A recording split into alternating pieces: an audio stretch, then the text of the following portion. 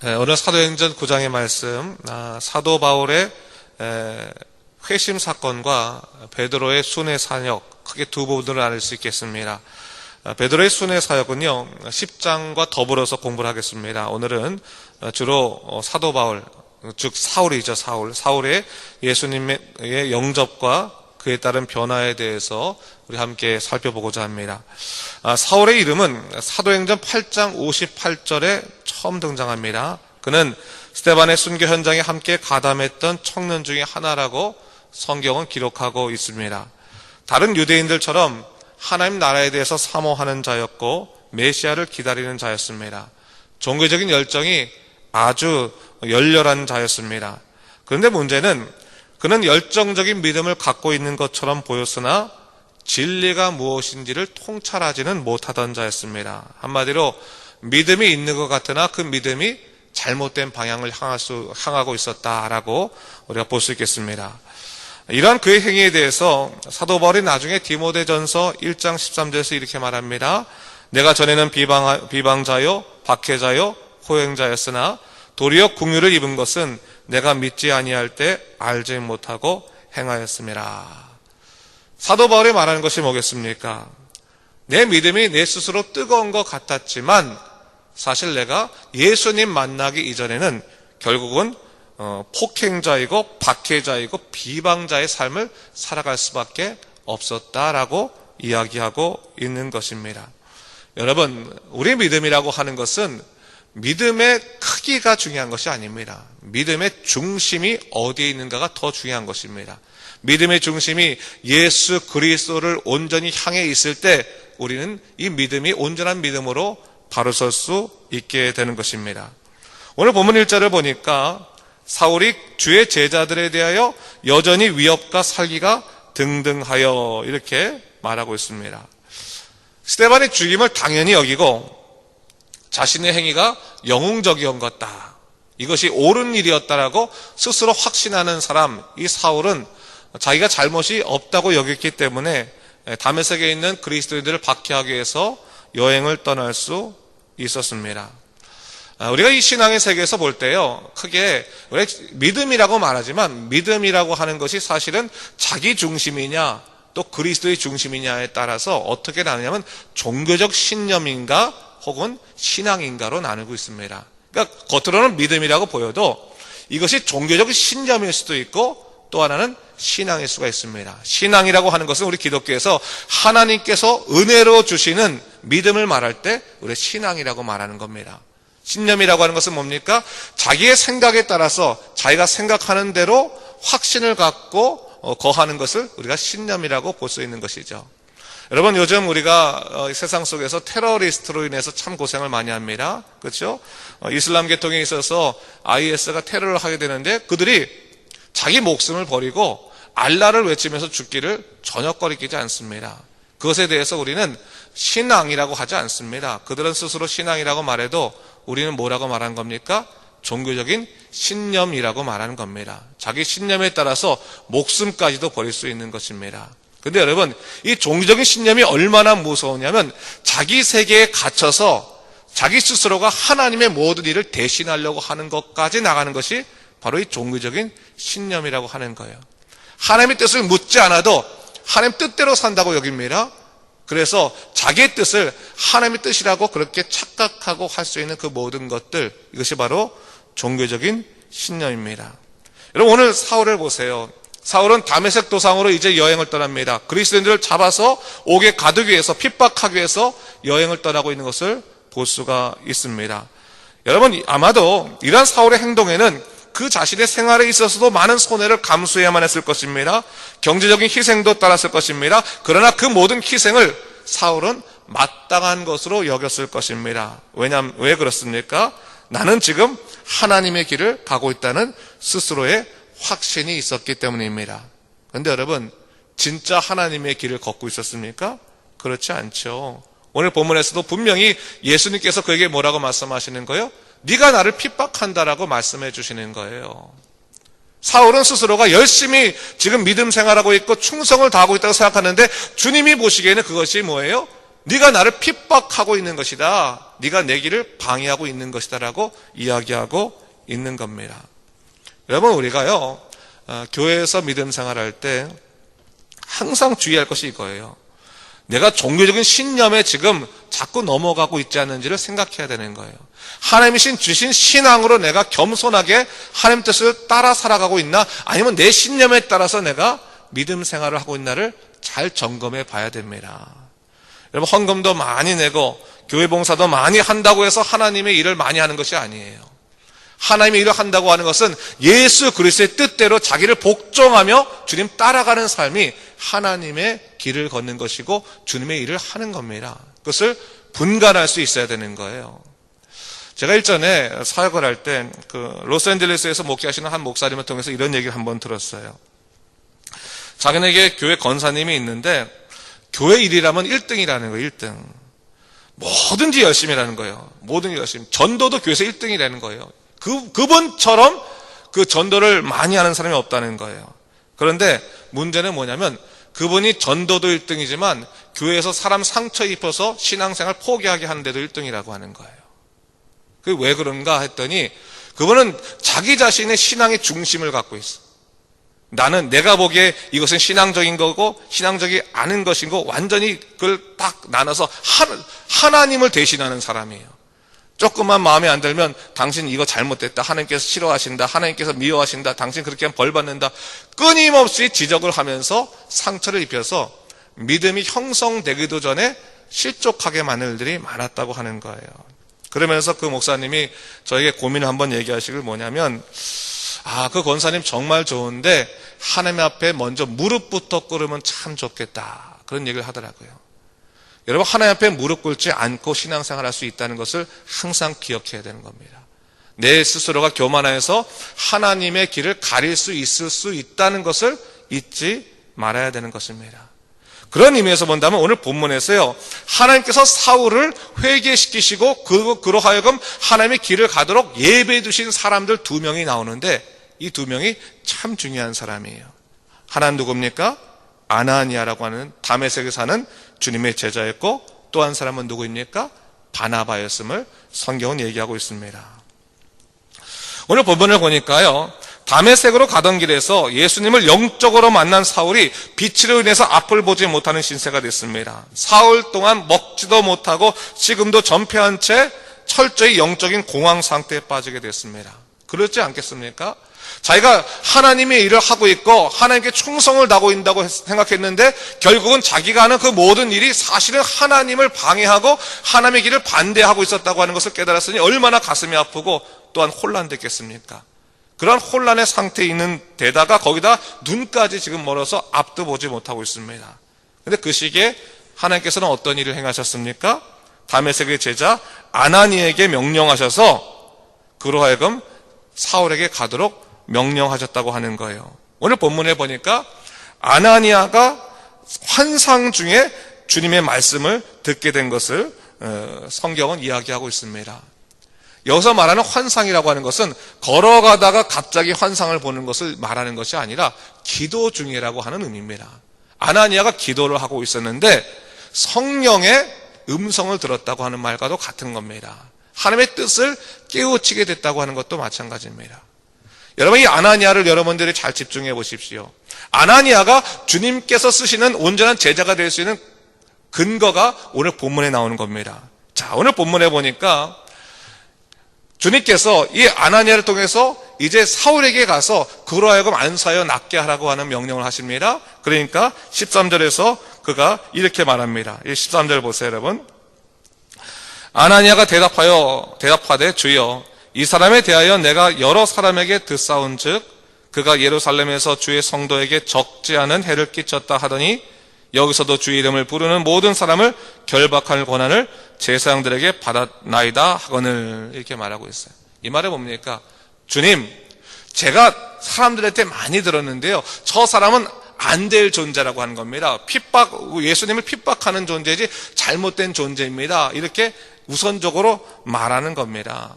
여러분, 사실 우리도 무언가 일을 할 때 사람들이 들은 정보 때문에 다른 사람들을 평가할 때가 많아요. 그렇지 않습니까? 같은 교회 안에서도 누가 야, 저 사람이 저랬대, 이 사람이 저랬대 하면 그 얘기 듣고 나서 그 사람에 대해서 평가를 해버립니다. 저 사람은 나하고 상종해도 될 사람, 상종하지 말아야 될 사람, 이렇게 나눠놓고 교회 안에서도 편파적으로 사람들에게 서로 자기 의견을 내어서 사람들을 가를 때가 참으로 많다고 하는 거예요. 근데 여러분, 이거 조심하셔야 되는 거예요. 왜요? 하나님이 그렇게 생각하지 않으실 수 있기 때문에 그런 거예요. 내 생각이 그런 것이지 하나님의 생각을 우리가 먼저 더 나아가면 안 됩니다. 사람에 대해서 함부로 판단하면 안 됩니다. 그것을 우리가 알아야 되는 거예요. 오늘 주님께서요, 이 아나니아에게 이렇게 다시금 말씀해 주시는 거예요. 뭡니까? 15절 16절에 이렇게 얘기하고 있어요. 주께서 이르시되 가라. 이 사람은 내 이름을 이방인과 임금들과 이스라엘 자손들에게 전하기 위하여 택한 나의 그릇이라. 그가 내 이름을 위하여 얼마나 고난을 받아야 할 것을 내가 그에게 보이리라 하시니 했어요. 아나니아가 이렇게 말할 때 주님께서 이 아나니아에게 분명히 찍어주셨어요. 이 사람은 내가 내 이름을 위해서 택한 그릇이다 라고 말하는 거예요. 너의 눈에는 위험한 사람으로 보일지 모르지만 내가 보기에는 위대한 사역을 감당할 나의 제자다라고 말씀해 주시는 거예요. 여러분, 그것을 우리가 명심해야 되는 거예요. 오늘 이 아나니아의 훌륭한 점이 뭔지 아세요? 주님께서 가라고 말씀하셨을 때 아나니아가 더 이상 자기 얘기를 하지 않고 순종해서 사울에게 가서 안수하고 예수 그리스도에 대한 말씀을 그에게 설명해 주는 것을 볼 수가 있습니다. 여러분, 교회는 이런 사람들이 있어야 되는 겁니다. 어떠한 사람이 과거의 일로 인해서 여러 가지로 고통받고 있을 때, 그래서 다른 사람에게 평가되고 있을 때 주님께서 이 사람은 내가 택한 그릇이다, 내가 사랑하는 사람이다, 또한 내가 예수 그리스도가 누구인지, 내가 누구인지 알려주기 위해서 내가 이 사람을 세웠다라고 한다면 그 사람을 품을 수 있는 사람이 되어야 되는 것이고, 기도 중에 하나님께서 우리에게 말씀하시면 우리가 내려놓고 순종할 수 있는 사람이 될 수 있어야 하는 것입니다. 그것이 교회 공동체라는 것을 우리가 잊지 말아야 됩니다. 여러분, 우리가 믿음 생활한다고 하는 것은, 신앙으로 산다고 하는 것은 자기 생각을 내려놓음에서부터 시작된다는 것을 잊지 말아야 되는 거예요. 내 생각에 판단되는 것이 다 있다 할지라도 나는 이렇게 생각하지만 주님께서 이렇게 생각하지 않으시면 내려놓는 겁니다. 그것이 믿음의 놀라운 역사입니다. 자기 것을 내려놓지 않으면 자기는 신념 속에 빠져 사는 사람입니다. 내 것을 내려놓으면 나는 신앙 속에 살아가는 사람입니다. 확실하게 구분이 되는 거예요, 여러분. 내가 사람에 대해서도 마찬가지고요, 교회 일에 대해서도 마찬가지입니다. 자기 생각 없는 사람이 누가 있겠습니까? 하지만 주님께서 내가 기도하던 중에 내려놓으라고 말씀하시면 내려놓는 겁니다. 사랑하라 말씀하시면 사랑하는 겁니다. 가라고 말씀하시면 가는 겁니다. 그게 믿음의 사람들의 원리이고 사는 방법입니다. 순종하지 않으면서 우리가 어떻게 하나님의 사람으로 살 수 있겠습니까? 내 생각 내려놓고 주님 원하시는 생각으로 바뀌어가는 것이 신앙인이라는 것을 잊지 말아야 되는 거예요. 신념으로 사는 게 아니에요. 신념의 사람은 신앙인이 아니에요. 신념 내려놓고 신앙인으로 살아가는 것이라는 것을 우리가 잊지 말아야 하는 것입니다. 여러분, 갈라디아서 5장 22절에 성령의 열매에 대한 얘기 나오죠. 성령의 열매. 여러분, 성령의 9가지 열매 첫 번째가 뭡니까? 사랑으로 시작돼요. 마지막에 뭔지 아세요, 여러분? 절제요, 절제. 여러분, 성령의 열매라는 것은 뭐냐면 사랑으로 시작하여서 자기 생각을 내려놓는 절제로 끝이 나는 겁니다. 그것이 성령의 열매라고 하는 것입니다.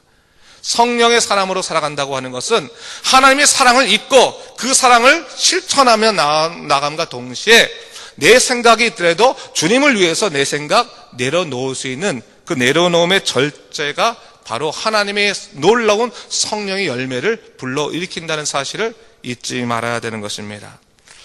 제가 어저께 말씀을 준비하면서 이 아나니아를 보면서 누가 생각이 나냐면 요나가 생각났습니다. 요나. 아나니아 같은 경우는 어떻습니까? 자기 생각이 달랐어요. 그러나 주님 뜻 듣고 순종하고 나갔습니다. 요나는 어떻습니까? 하나님 뜻 듣고 나서 자기 생각과 다르니까 반대로 도망치는 사람이 바로 요나였습니다. 여러분, 아나니아하고 요나의 차이점은 뭐겠습니까? 똑같이 하나님의 사랑 입은 자입니다. 그렇지만 마지막 끝이 왜 다릅니까? 절제에서 다른 거예요. 자기 생각 내려놓는 사람이 있는 것이고 자기 생각 내려놓지 않고 자기 생각 붙들기 위해서 하나님 떠나는 사람이 있습니다. 여러분, 예수의 사람은 어떤 사람인지를 잘 기억하셔야 됩니다.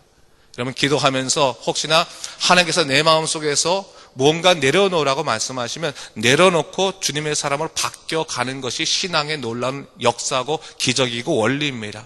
그것이 우리 삶에 일어나야지만 교회는 풍성해지는 것입니다. 교회는 바람직해지는 것입니다. 교회는 성령의 열매가 넘쳐나는 것입니다. 그것을 잊지 말아야 되는 거예요.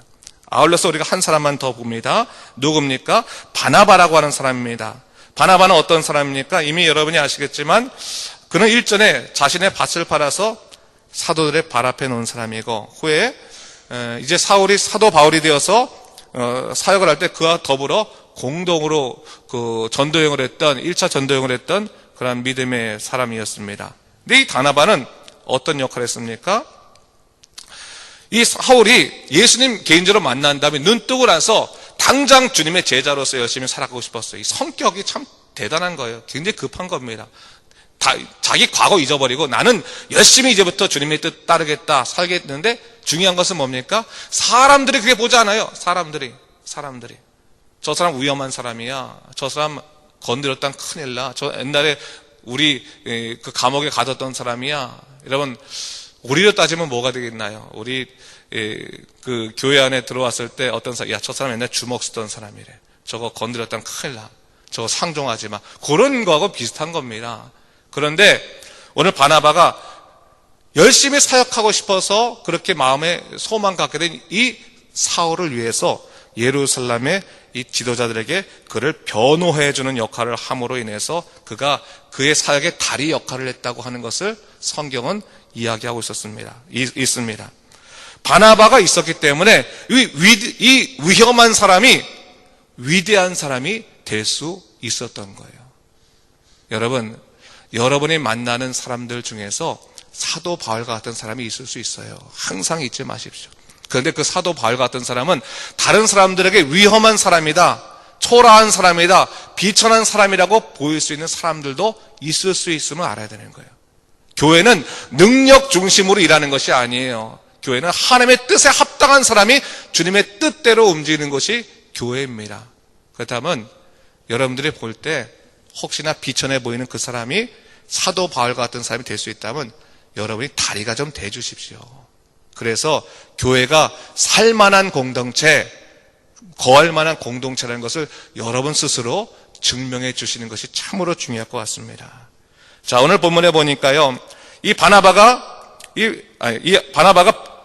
사울을 변호해주고 다리가 되어 주었을 때 20절 말씀 보니까 즉시로 각 회당에서 예수가 하나님의 아들이심을 전파했다, 그렇게 말하고 있습니다. 사울이 이제 자기의 사역, 자기가 원래 해야 될 사명을 잘 감당할 수 있는 사람이 되었음을 성경은 이야기하고 있는 겁니다. 결론적으로 31절 말씀 우리가 다 같이 한번 읽어보도록 하겠습니다. 31절입니다. 시작. 그리하여 온 유대와 갈릴리와 사마리아 교회가 평안하여 든든히 서가고 주를 경외함과 성령의 위로로 진행하여 수가 더 많아지니라 했어요. 무슨 말씀일까요? 아나니아하고 또한 바나바와 같은 사람들이 늘어나기 시작하니까, 그런 사람이 있으니까 교회가 어떻게 됩니까? 평안하여 서가고 또한 주를 경외함과 성령의 위로로 진행하여 수가 많아졌다라고 이야기하고 있습니다. 교회는 언제 성장할까요? 프로그램들을 잔뜩 잘하면 성장할까요? 그렇지 않습니다. 교회는 하나님이 보여야지만 성장하는 겁니다. 교회는 언제 부흥합니까? 하나님이 위로하시는 것을 경험해야 부흥하는 겁니다. 그렇다면 하나님의 위로를 여러분도 경험해야겠지만 여러분을 통해서 다른 사람이 경험할 수 있도록 여러분들이 주의 제자의 삶을 살게 주 이름의 이름으로 축원합니다. 그래서 항상 하나님의 뜻 가운데 사시는 여러분 되시길 바랍니다. 기도하겠습니다. 주 하나님 아버지 감사합니다. 이 아침에 주님, 이 아나니아와 또한 바나바를 보면서 또 자기를 내려놓고 다른 사람들을 품어 안는 것이 무엇인지를 다시 한번 보게 되었습니다. 주 하나님 아버지, 교회가 어떤 곳이 되어야 합니까? 자기 생각 내려놓고 정말 주님의 뜻대로 사는 믿음의 공동체가 될 수 있도록 인도하여 주시옵소서. 그래서 하나님이 보이는 하나님의 위로가 경험되는 주의 공동체가 될 수 있도록 주여 우리를 이끌어 주시옵소서. 감사드리며 이 모든 말씀 우리 주 예수 그리스도 이름으로 간절히 기도드립니다. 아멘.